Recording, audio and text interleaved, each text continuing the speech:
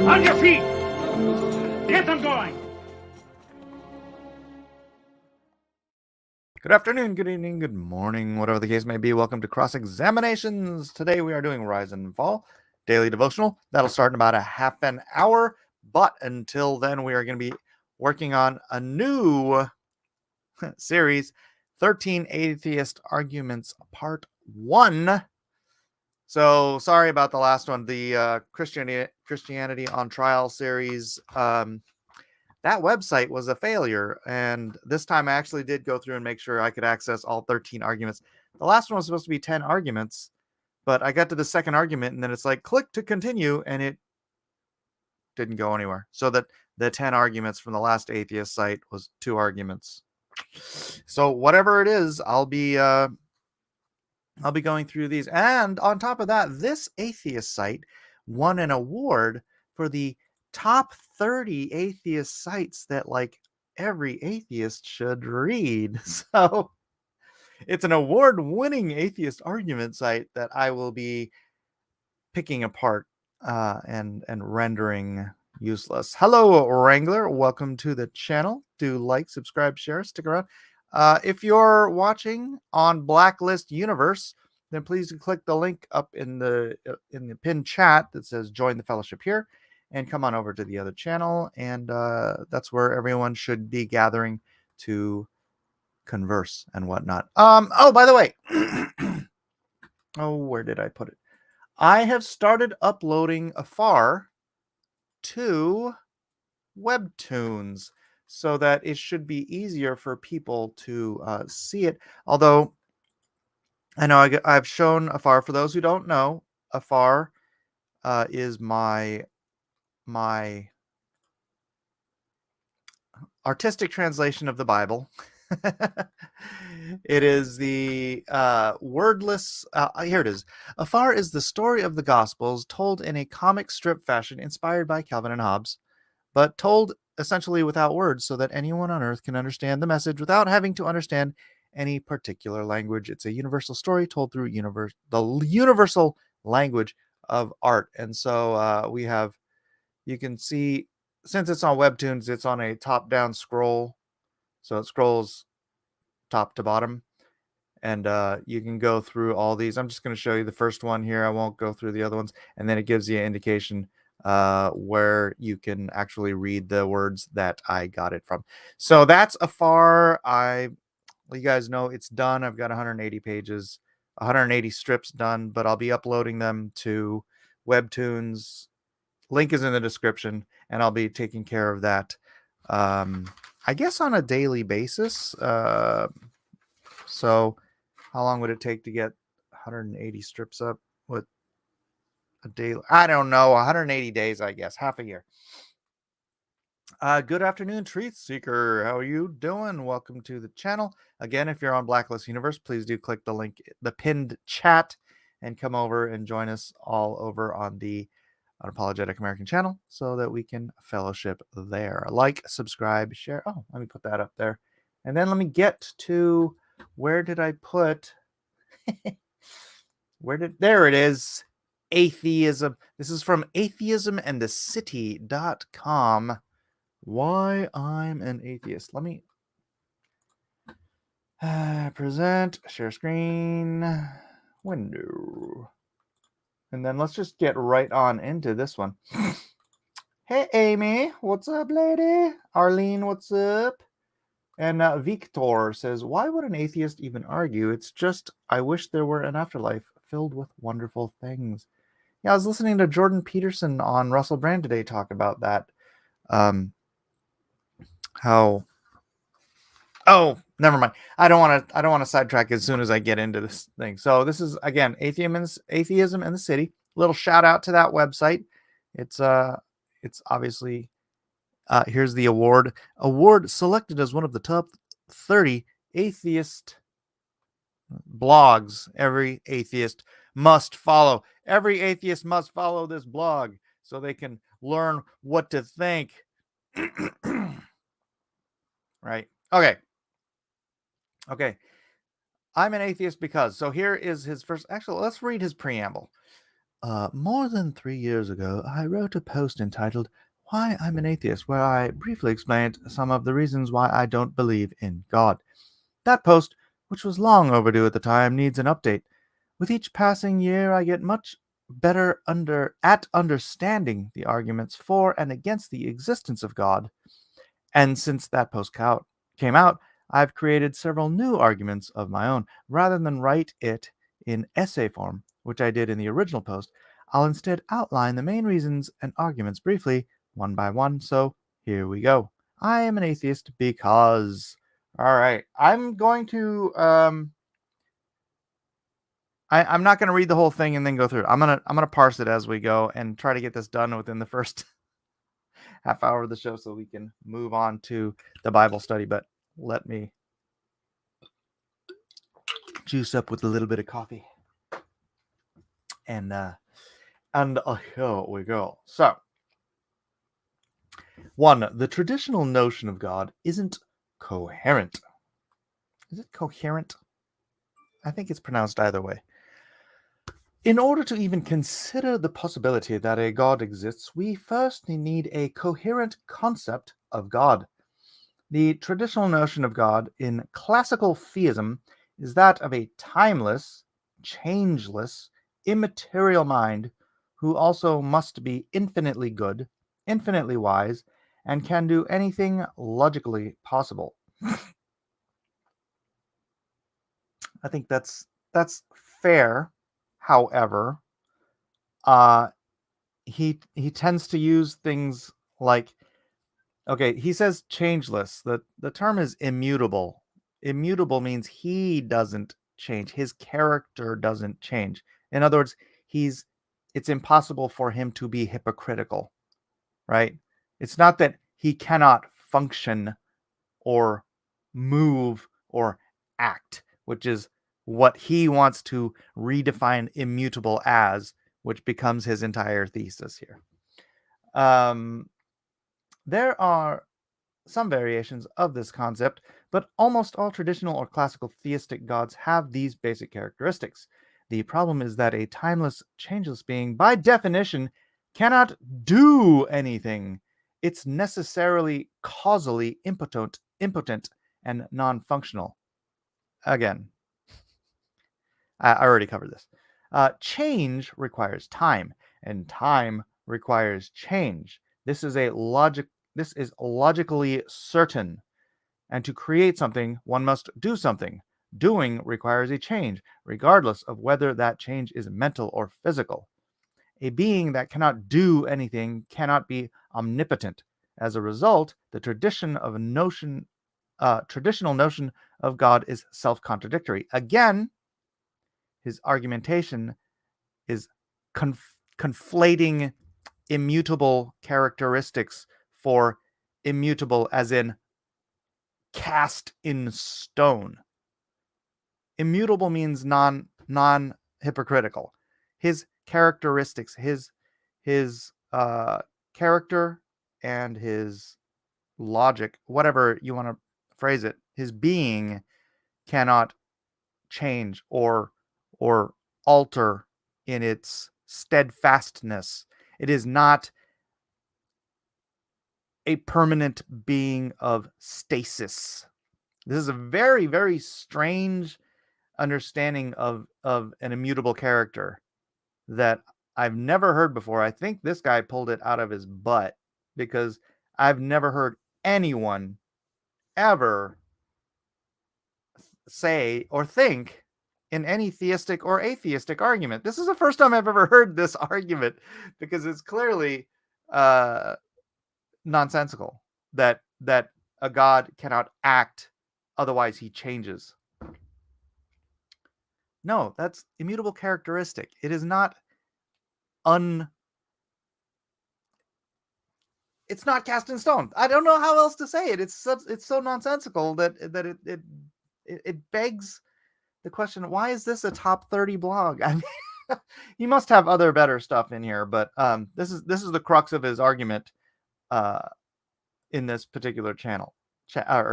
So maybe I could just dismiss this argument and move on to number 2, and this will be a much shorter shorter argument than I thought. The theist's only resort here is special pleading. That's why I like to get all theists to agree beforehand that God is not beyond logic. That is, God cannot do the logically impossible or be logically impossible.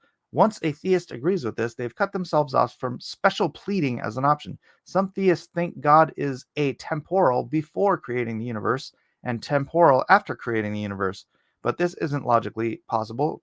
To exist timelessly and then suddenly jolt yourself into time of your own will, because your will was timeless and frozen. It couldn't change into the state to want to change.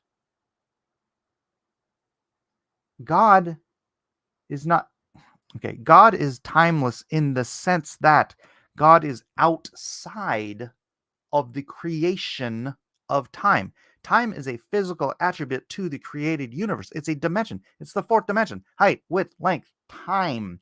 It's the fourth knowable dimension. The other 6 or 7 unknowable dimensions are, first of all, Maimonides discovered those in the 12th century by a reading of Genesis, but then string theory also discovered these unknowable dimensions that are only understood through mathematics, essentially. But God is outside of all of that because he created time. So therefore what? Because he created time, he can't intercede in time? I don't understand that. I don't understand. It's like God, it's like, look, if I create a thing and I'm outside of it, I can see it. I have it all laid out in front of me, right? From the beginning to the end. Say it's a page of artwork or a comic book, a whole comic book, whatever, a graphic novel. And I can see it from beginning to the end. If I want to make a change here, but the change I want to make here, sorry, you can't see my fingers. The change I want to make here necessitates that I change a series of events here. I'm outside of my creation. So all I have to do is change this here, and the creation is not God. So the creation can be changed by God, who is unchanging. His character does not change. So this, I don't, sometimes I think people think they're smarter than they are, and they have these, what, the logic trap. My logic trap proves that my understanding of what you believe isn't logically feasible. All right, no. Given the necessary rules of logic, the traditional attributes of God are incoherent. Part 1. It is logically impossible to do something without doing something.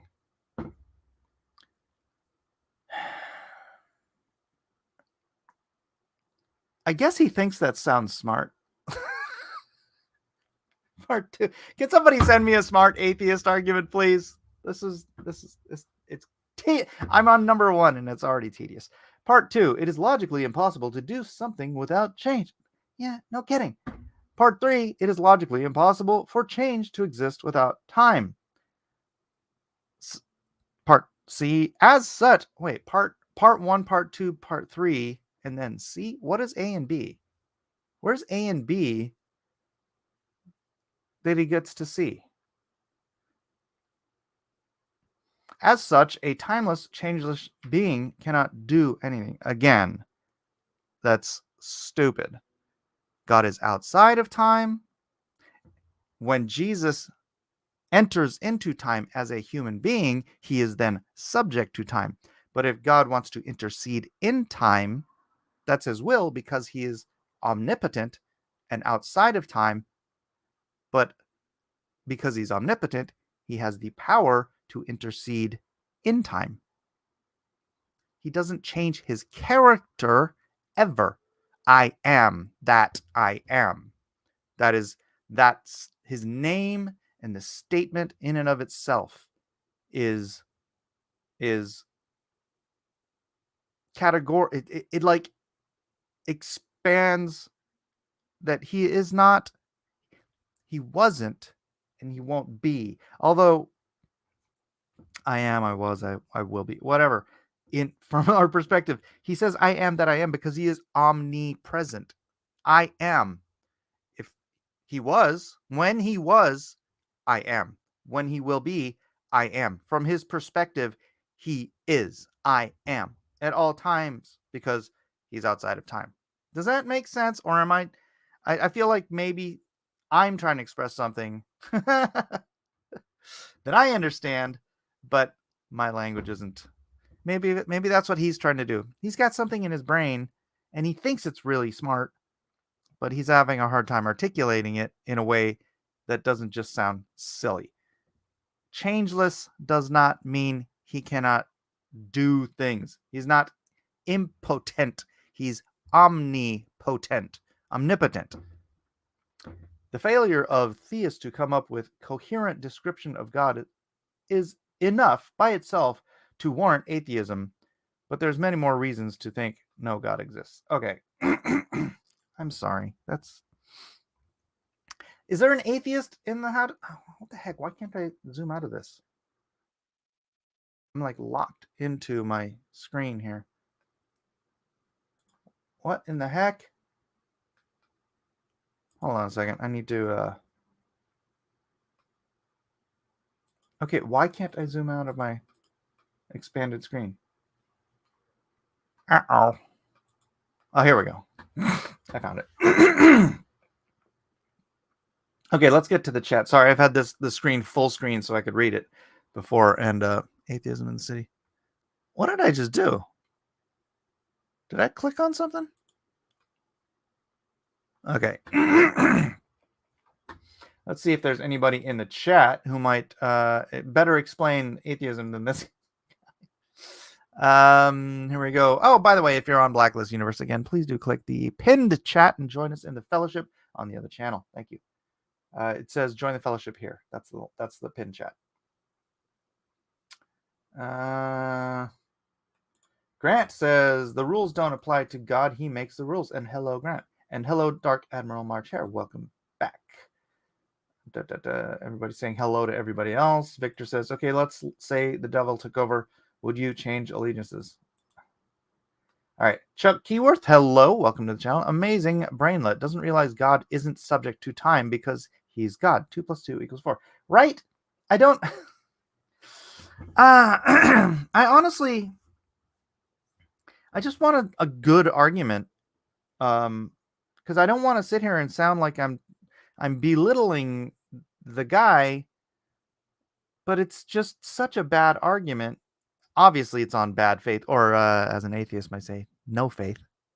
But him reinterpreting immutable to mean that God is incapable of action it is such a stretch, and is such a... At least it's new. I've heard the same atheist arguments for 30 years, and at least this version of an argument is something I haven't heard before. So God cannot do anything because he's God. Okay. If that's the way you want to stretch the word immutable. Immutable doesn't mean that, okay? Okay.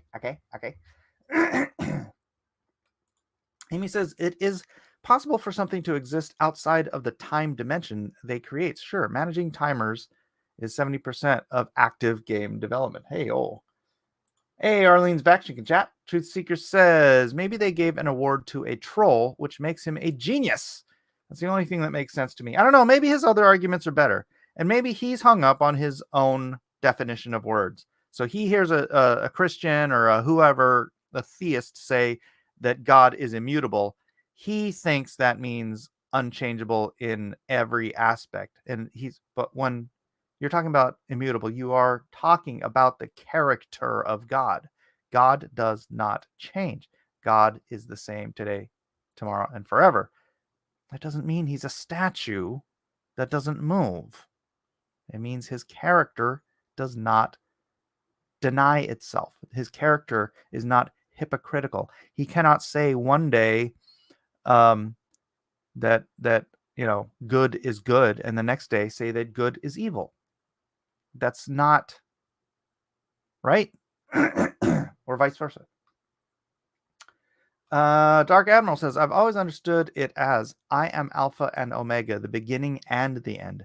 Seems to, if you're the beginning and the end, then you exist outside of time and during time simultaneously. You know what? If I have a little time, I have something I just saw last night that was amazing. I'm gonna check it out. Victor says, my biggest argument is, why don't I have powers now? Gotta wait to die and gamble on that. Okay, that's interesting. All right, so before I have 10 minutes before I have to start the other thing, I could just go to this next tune, but I wanted to say this thing. I saw this on a reel about the name of God, YHWH. And the guy was explaining that YHWH is a word that is, it's the name of God, right? The quote unquote unpronounceable name of God is a word where you cannot use your lips or your tongue, or you cannot close your lips or your tongue in order to say the name of God, right? It's Yah. And if you say it, the way that the guy did it, it was crazy because it's like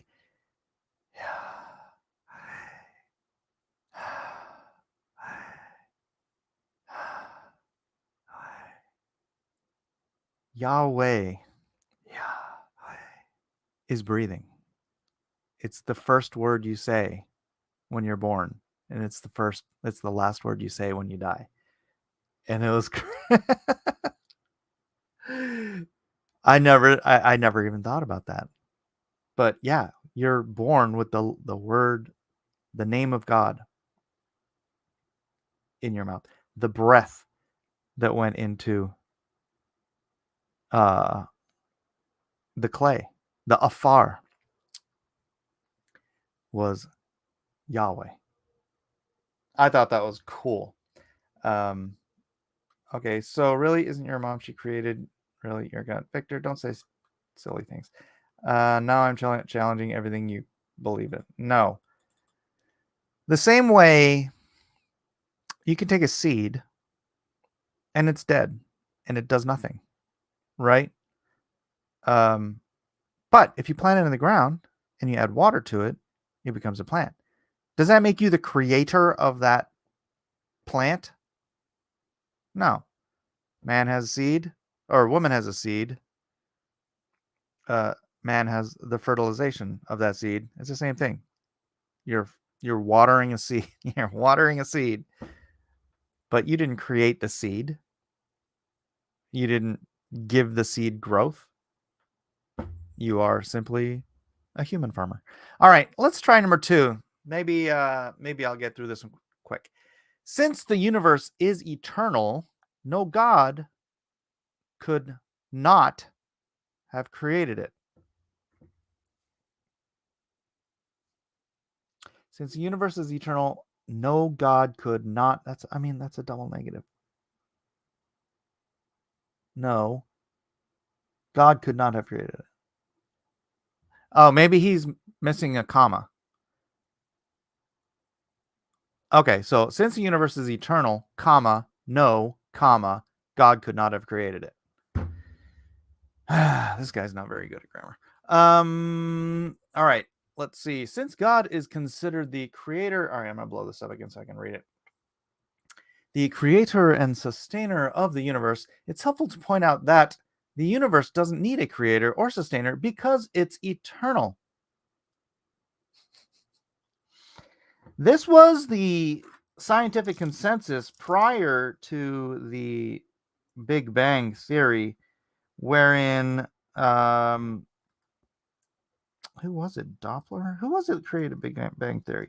But the Big Bang theory noticed that due to redshift, which is where you can measure how far and how fast, not how far. Is it how far too? But the direction of stars are going, basically. They discovered that all of the stars in the known universe are expanding away from each other. Which means if you run the clock backwards, all of the stars in the universe are heading towards a central point, a singularity of nothing. Well, they say it was like all the mass and matter in the universe was collected in a speck the size of the head of a pin. Because that's how the math works, right? So they said when they discovered the Big Bang Theory based on math, there is a beginning into the universe. That universe is no longer infinite.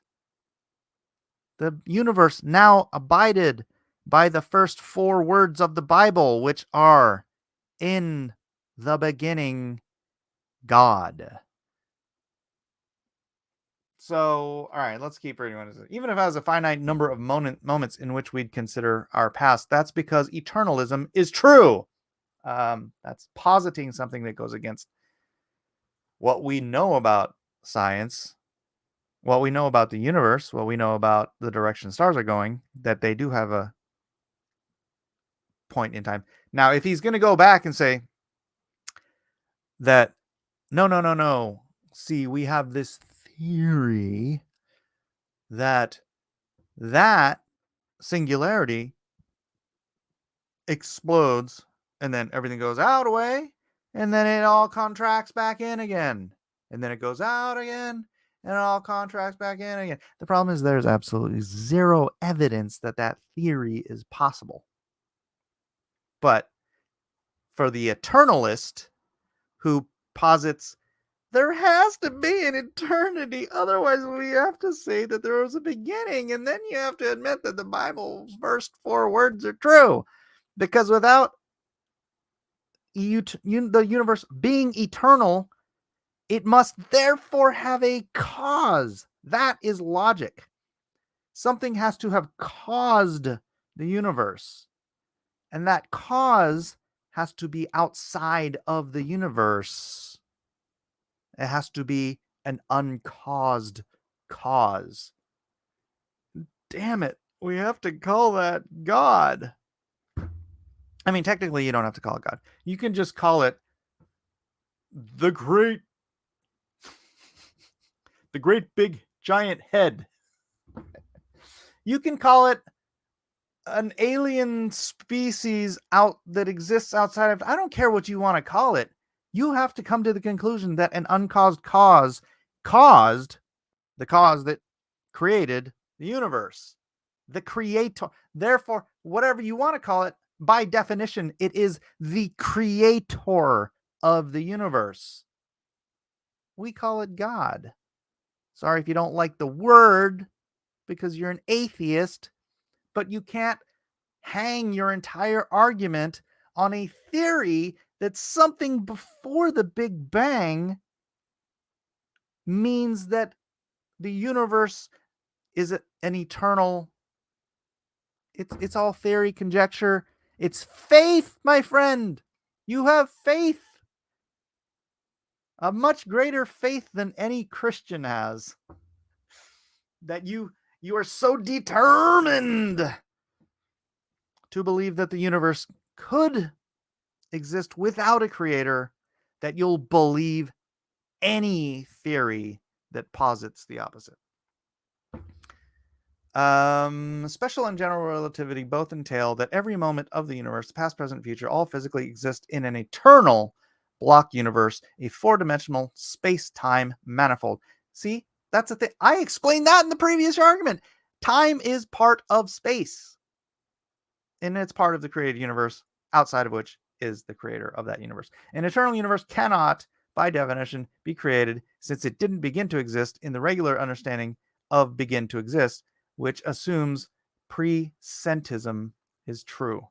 I don't know what presentism is, but I can tell you that because time is a part of the, as he just pointed out, 4-dimensional space-time manifold, that when the universe was created, time was created with it. Therefore, something had to exist outside of time. This guy thinks he's smart. He's smart. If at this point you're thinking that the Big Bang proves our universe has a finite past and therefore cannot be eternal, let me remind you again that eternalism means that the past, present, and future all physically exist in an eternal block universe. That's a theory that goes beyond what we understand about physics. And therefore, the universe can have a finite number of moments since the Big Bang and be eternal because of all the moments of time never begin to exist nor cease to exist. False. False. Time is, I'm just repeating myself, time is a part of the created universe.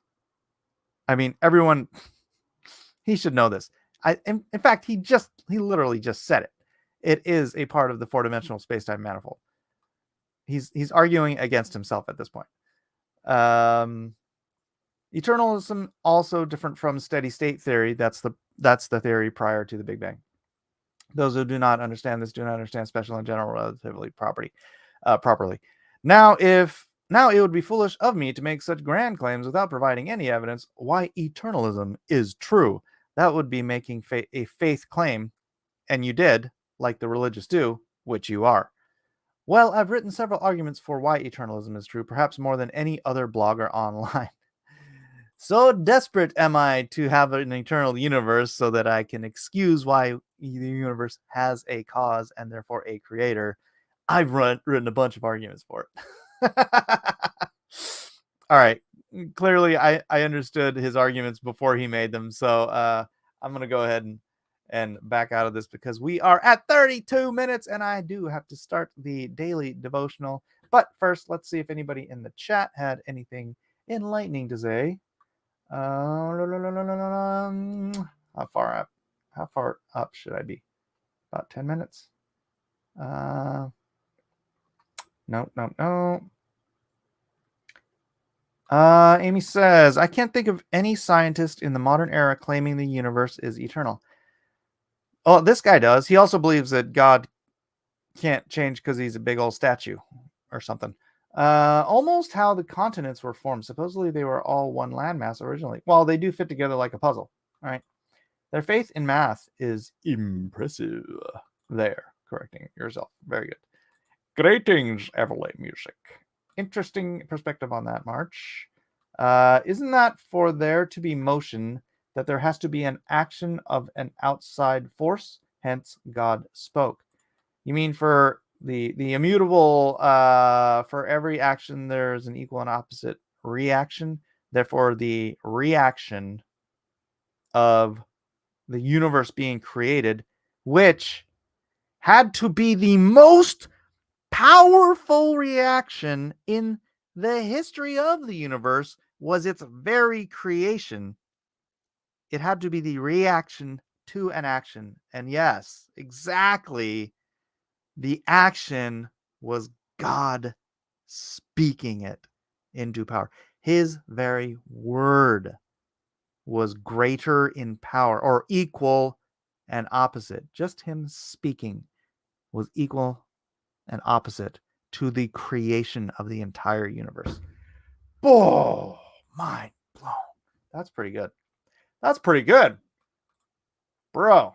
I'm not great at relaying information, but I remember reading somewhere that for life to exist as it does, that it's all too precise to have not been intentional. Oh yeah.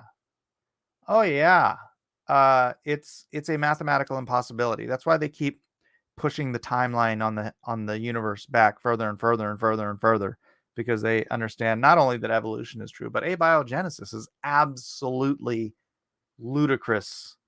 Talking about the odds. I can't remember what the number is, but it's like if your odds are less than 1 in the, 1 to the 10th power or something like that, or something less than that, I think. It's not even that much. Then to believe that thing is possible is literally absurd. And the possibility of life arising from non-life is like so absurd as to be like absurd to the 100th level, 100th square of absurdity, 100th power of absurdity. Electric universe scientists believe the universe to be potentially eternal. Oh, is that gosh darn it, I was just looking at something about electric universe. I wish I'd have bookmarked it. Wrangler, send me something on that. I just saw something about that, and I'd like to dig into it. Grant says, yeah, I pretty much believe we're living on the head of a pin, that God maintains the reality we live in and sustains the world in such a way that life can exist. Truth. Rukia Services, welcome, welcome, welcome. Would you agree that Christianity is one of the biggest reasons atheism has spread in today's times? You mean liberalism? The fact that we live in a cultural a culture where Christianity accepts or Christianity has been the dominant religion, and Christianity is a religion that, generally speaking, several churches notwithstanding, um, allows for freedom of thought and believes that people have free will and that they should come to a knowledge and understanding of God and Christ through love and not through coercion.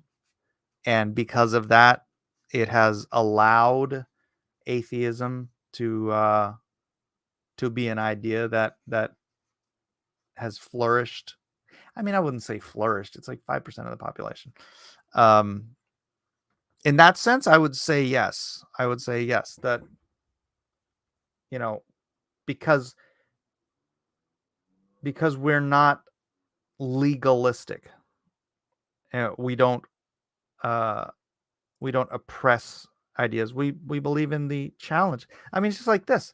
I'm here reading this guy's arguments, right? It's like I don't want to pretend like there isn't an atheist argument. I'm not trying to indoctrinate people. I'm trying to argue the logical fallacies of the atheist argument. The truth does not hide from the lie. The truth doesn't fear the lie, which is why, unfortunately, the lie, what's the phrase? The lie has already run around the world before the truth gets its shoes on. But the truth should never be afraid of challenge, of lies, of untruths, right? So, I mean, that's how you can tell which side knows they're lying. It's the side that's trying to shut everybody up, right? You're not allowed to speak up against this. And that's why, really, classical liberalism in a Christian country has allowed atheism to even have a voice. To the same extent, I don't know, I mean, Marxism, that kind of took hold. I don't know. That's probably a longer discussion, and I'm 8 minutes past where I should be talking about the other thing. But welcome to the channel. Please like, subscribe, and share. And if you're watching over on Blacklist Universe, please come over to the pinned chat. The fellowship's over there, and we could. Arlene says she wouldn't agree to that. Well, I think from the perspective I mentioned, it's in part true. I've turned my brain into knots trying to comprehend what it be like outside of space-time. I would not want God's job. That is way too much responsibility. Well, you'd have to be omnipotent, I believe, in order to do the job of God, right? Evelay says, corruption in Christian institutions? Yeah, a bit, but not the faith. Indeed. Corruption drove me to denial for a few years. Yes. Here's the problem with Christianity. Christians are human, which means that some Christians are not what they say they are, frankly. Some Christians are going to be led astray. Some Christians are going to do bad things. And that doesn't bode poorly on Christ himself, because that's how you judge a Christian. How well does he follow the words and will of Christ? And if he doesn't, that doesn't mean Christianity is bad. It just means that Christian is bad. That doesn't mean the church is bad. It may mean that church is bad, right? Christianity is it's a bunch of human beings. But our key figure, the one we're supposed to emulate, is not just a human being. So judge Christianity on the Bible, and then judge Christians on how well they follow that Bible. Victor says, do you know why I'm atheist? Because going to church is too much work. Well, if you consider going to church work, I love going to church. I love fellowshipping and being there with other believers and sharing my time and talents, and treasure with the church. So you gotta love it, otherwise it's work. Rukia says, know that people choose to reject God due to illogical beliefs like the Trinity. Oh boy, I don't have time for the Trinity argument. Or statements like 100% human and 100% God. Oh my gosh. I seriously, we're 41 minutes and I'm supposed to start this 10 minutes ago. But maybe drop those in the comments after the fact, and we'll get into it. Oh my gosh, there's so many comments. Please, yeah, if you have other I don't care if atheists don't believe in God, they're allowed to be wrong. True. Everyone's allowed to be wrong. Until the thing you're allowed to be wrong on ends you up in jail, but that's a totally different story. Anyways, we need to get to the story. If you have questions and comments I didn't get to, I do apologize, but please do leave them in the comment section. I do tend to answer all of the comments in the comment section. Rise and Fall, we are in today, 2 Samuel chapter 11. Present screen, and let's get into it. One little sip first, and we'll go.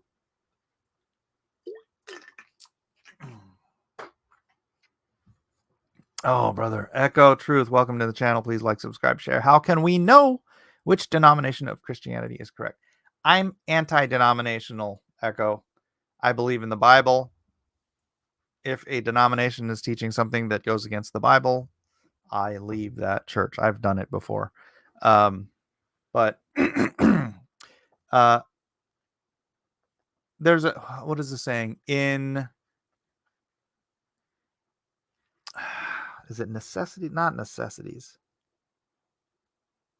There are key issues of the faith, such as the Trinity, such as the virgin birth of Christ, such, there are essentials. There are essentials of the faith. And the saying is, in essentials, unity. That's what makes you part of the Orthodox Church. Not Orthodox in the title, Orthodox in the definition. In essentials, unity. In non-essentials, charity. No. In essentials, unity. In non-essentials, not sympathy, but in all things, charity.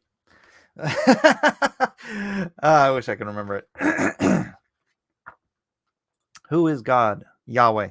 God is a title, not a name. Correct. Yahweh. YHWH. The unpronounceable name of God. Your breath. Yahweh. Yahweh is God. Is the name of God. All right. 2 Samuel chapter 11. We are in week 9. Week 9, ladies and gentlemen. We have 3 weeks left, and that is it. God is watching. David had an acute awareness of God's presence and active participation in the lives of men. He believes a person's choices, whether good or bad, would elicit a response from God. In turn, he often forsook opportunities to take matters into his own hands. Instead, he trusted God to judge, assign guilt or innocence, and then reward or punish accordingly. He recoiled at the thought of being guilty before God or finding himself on the receiving end of his chastisement. Consider a few examples. David does not kill Saul when given the opportunity. This is example number 1. But instead cuts a piece of his robe to prove his point. Even this tiny misstep does not sit right with him. David's conscience began bothering him, so he said to his men, "The Lord knows I shouldn't have done that." Later in the chapter, he confronts Saul, saying, "May the Lord judge between us. Perhaps the Lord will punish you for what you are trying to do to me, but I will never harm you. May the Lord therefore judge which of us is right and punish the guilty one. He is my advocate. Number 2, Abigail. Nabal's wife stops David from retaliating, an act of vengeance that would have shifted David's standing from innocence to guilt, and wisely counsels, don't let this be a blemish on your record. Oh my gosh. I started reading the book before I started reading Samuel. Damn it, let me finish this up, and then I'm going to read Samuel. No, that's out of order. I'm sorry. I'm so discombobulated today. Let's just run overtime. How's that sound?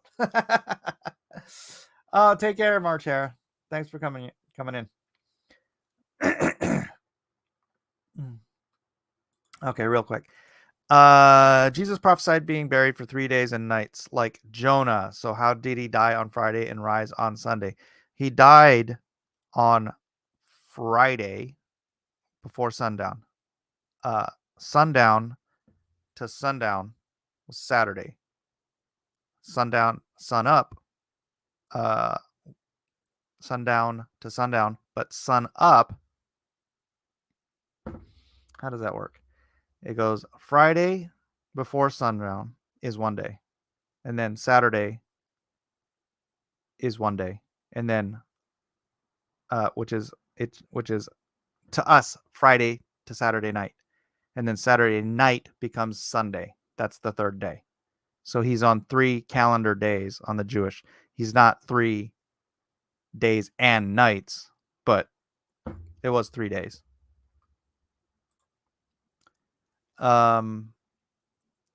Yeah, the Jewish day starts at sundown, in case you didn't know, not sun up.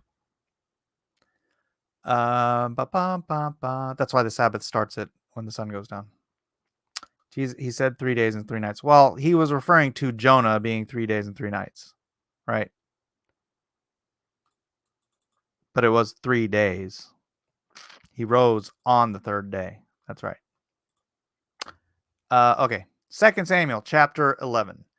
And it came to pass after the year was expired that the time when kings go forth to battle, that David sent Joab and his servants with him and all Israel, but they destroyed the children of Ammon and besieged Rabbah.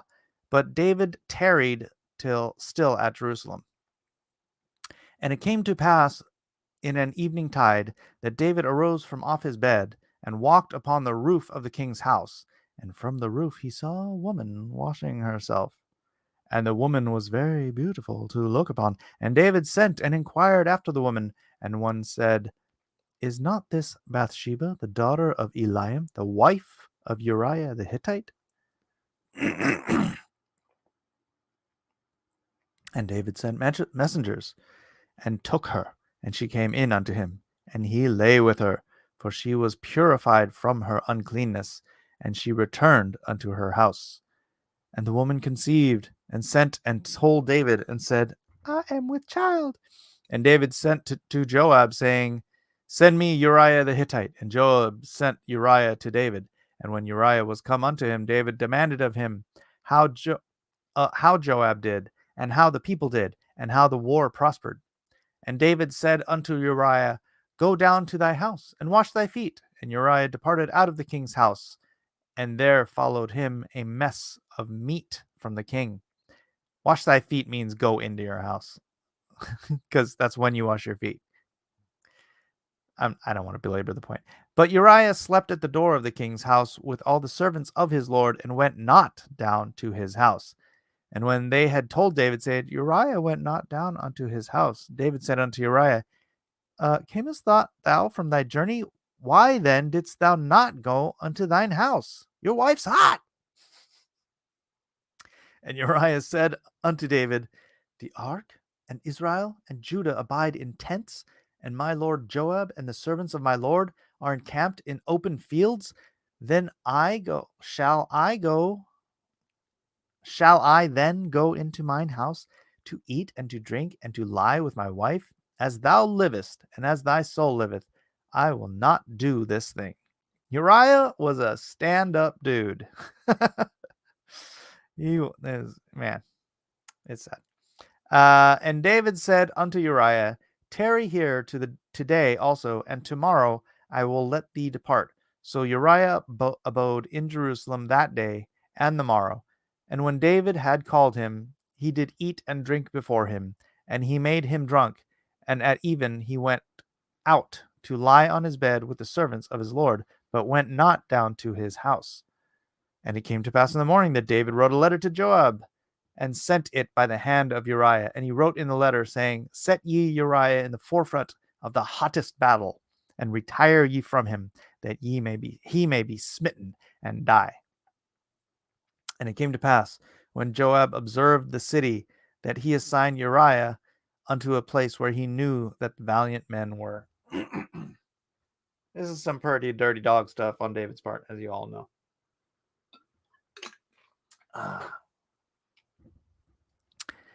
And the men of the city went out and fought with Joab, and there fell some of the people and of the servants David, and Uriah the Hittite died also. Then Joab sent and told David all things concerning the war, and charged the messenger, saying, When thou hast made an end of telling the matters of the war unto the king, and if so be that the king's wrath arise, and he say unto thee, Wherefore approacheth ye so nigh unto the city when ye did fight? Know ye not that they should shoot from the wall? Who smote Abimelech the son of Jerubesheth, and did not a woman cast a piece of millstone upon him from the wall, that he died on Thebaz? Why went ye nigh the wall? Then thou say, Thy servant Uriah the Hittite is dead also.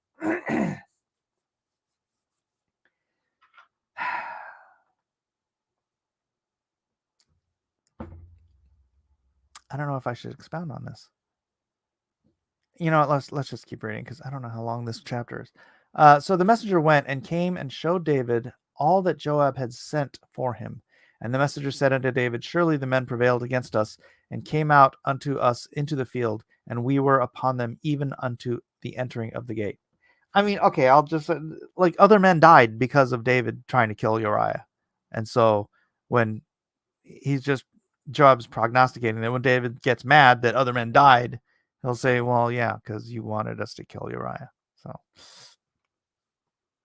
that's the thing. And the shooters of shot from off the wall upon thy servants, and some of the king's servants be dead, and thy servant Uriah the Hittite is dead also. Then David said unto the messenger, Thus shalt thou say unto Joab,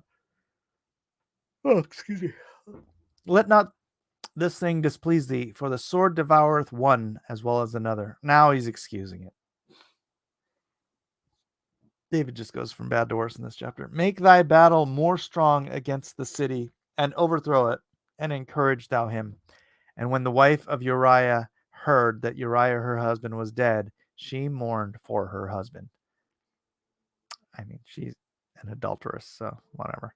And when the morning was past, David sent and fetched her to his house, and she became his wife, and bare him a son. But the thing that David had done displeased the Lord. Obviously, David becomes an adulterer, a murderer, and then an accessory to murder, and a liar. Anything else? Disloyal to his own troops. A bad commander. I don't know. This is the chapter where David just goes off the bend. All right. Rakia says, no, he said 3 days and 3 nights for himself. For as Jonas was 3 days and 3 nights in the whale's belly, so shall the Son of Man be 3 days and 3 nights in the heart of the earth. Matthew 12:40. Matthew 12:40. Sorry about the 12:40. Oh, I'm sorry. Matthew 12:40. Oh, this is Matthew 1:40. Why did that go to 14? And actually, I'm trying to look on Blue Letter Bible, not that. Jeez, what am I doing? Blue Letter Bible. Matthew 12:40.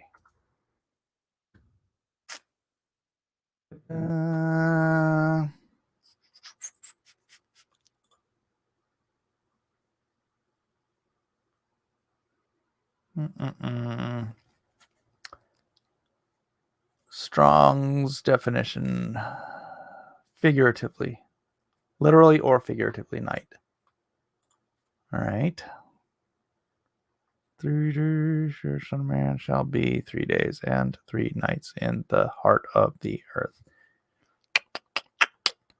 Yeah, I don't know, man. Hemera. Strong's definition.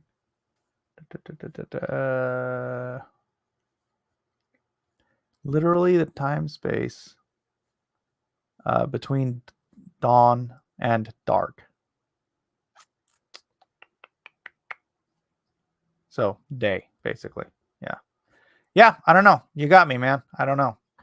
You're right. I should give up my entire belief because Jesus may have said something figuratively instead of literally.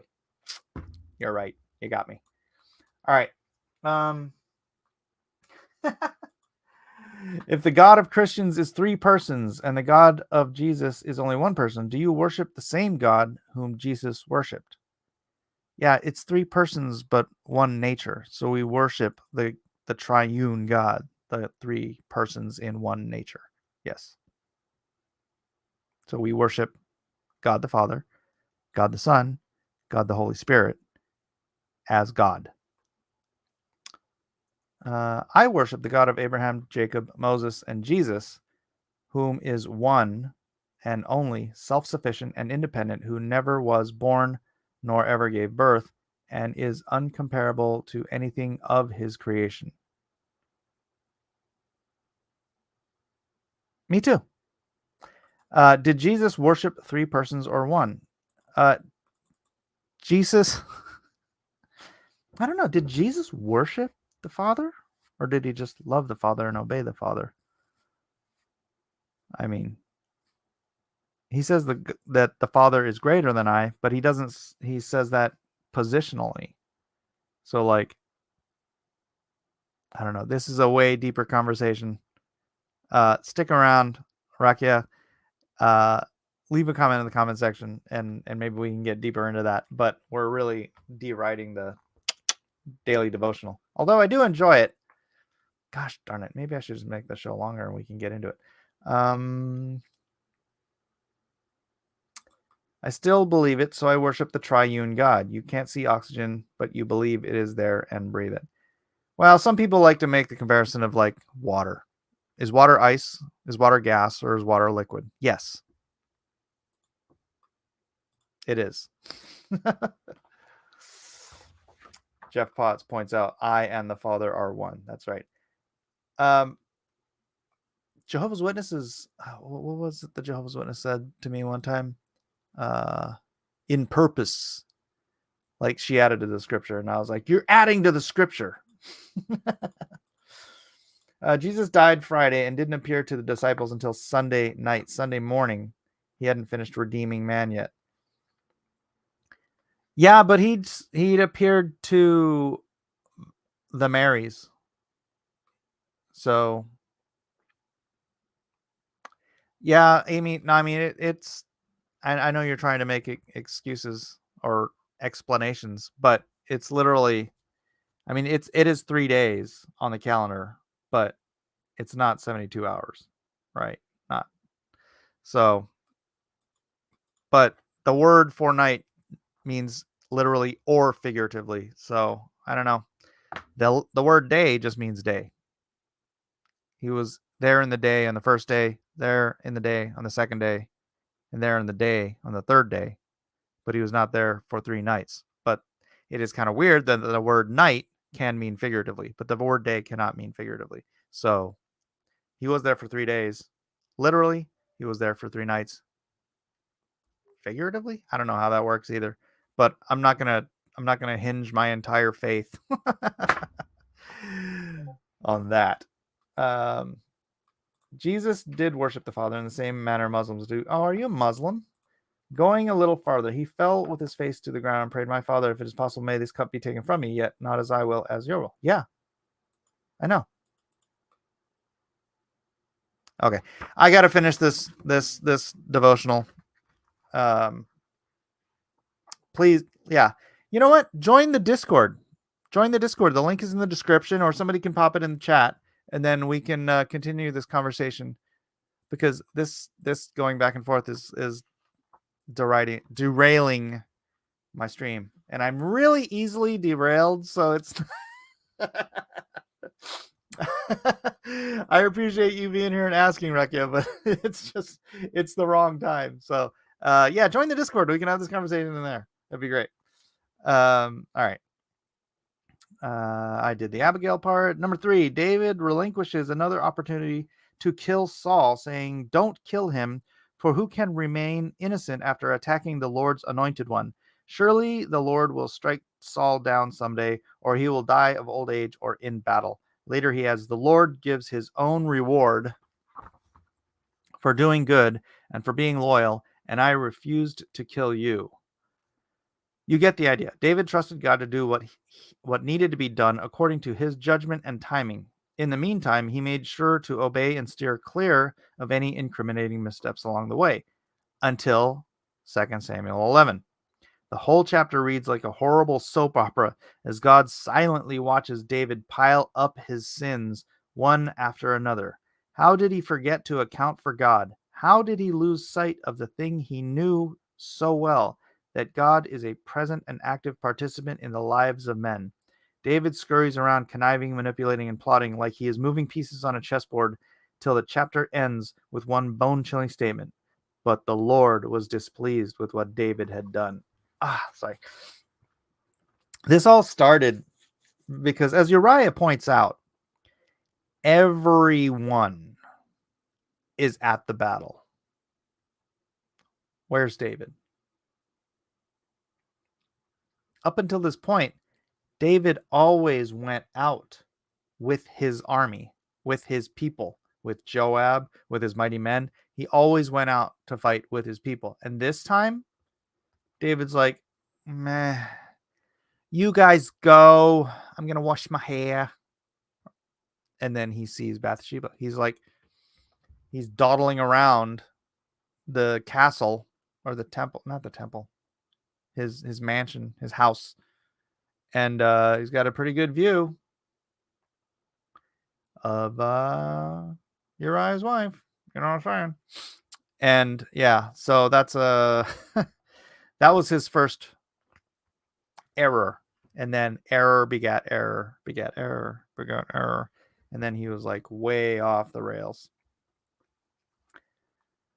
This was not going to end well. Question number 1. How do you explain godly people doing ungodly things? We're human. We screw up. It starts with us. It starts with one little thing. Staying home from a battle. Staying home from church. Right? "Oh, you guys all go to church. I'm going to stay here and watch TV." Ooh, what's that? Right? Something like that. It starts with little things, and then it culminates. It can culminate because that becomes a secret sin, and then you're trying to hide your secret sin, and your secret sin, hiding that sin, usually culminates in you committing other sins, and then it just kind of snowballs. Question 2. How do you cultivate an awareness of God's presence? Confession, I think that's my kind of go-to answer. It's when you bring yourself into a state of confession when you're praying, and you ask God to reveal where you have failed, what in your heart needs to be addressed. I think that's a good way of cultivating an awareness of God's presence. Question 3. Do you consider David's actions to be an abuse of power? Heck yeah! What are you talking about? Yes. I mean, yeah. First, the abuse of power. He stayed home when he ordered everyone else to the battle. Second abuse of power. He ordered a woman. I mean, he Uber eated a woman. Oh, that might not be the right place. Right? Wait, is that he Ubered a woman. That was not his wife. Right? Bring her to me. That woman there, give her to me. 3. He ordered one of his underlings to come back to try to cover up his marriage by having him go sleep with his own wife. 4. That didn't work, so he ordered the captain of arms to send the guy out into the heat of battle to get him killed. So yeah, you think? Yeah, obviously. All right, prayer. Lord, keep your servant from deliberate sins. Don't let them control me, when I will be free of guilt and innocent of great sin. Then I will be free of guilt and innocent of great sin. Free of guilt and innocent of great sin. Keep your servant from deliberate sins. Don't let them control me. Then I will be free of guilt and innocent of great sin. I don't know why I had such a hard time reading that with understanding. It's like my brain was in the fog. All right, that's a day 41, ladies and gentlemen. We are through. Tomorrow is obviously 2 Samuel chapter 12. We got 3 weeks left on the checklist. And so glad to have you all here. So glad this channel is growing. More and more people are coming in. We've got new people in the chat. Happy to have you. Oh boy, Rukia, please come to the Discord. This sounds like such a fun conversation to have, but I'm supposed to end this at an hour, and it's already an hour and 7 minutes in. So somebody give them the link to the Discord if the one in the description is not working. And again, do check out Afar. It's on Webtoons now. That's in the description too. Thank you all for being here. Thank you for liking, subscribing, and sharing. The channel is growing. That one of our videos last week is over 700 views now, because YouTube has decided to promote my videos. I guess I'm doing something right. I mean, we're just doing Bible study here. So thanks everybody for being here. God bless you all. Have a great day, and I'll see you hopefully in the comment section or in the Discord. One or the other. We'll have a great conversation there too. Have a good day. Back in line, you dog! Let me end it correctly. We'll see you on the next exciting episode of Cross Examinations. Back in line, you dog!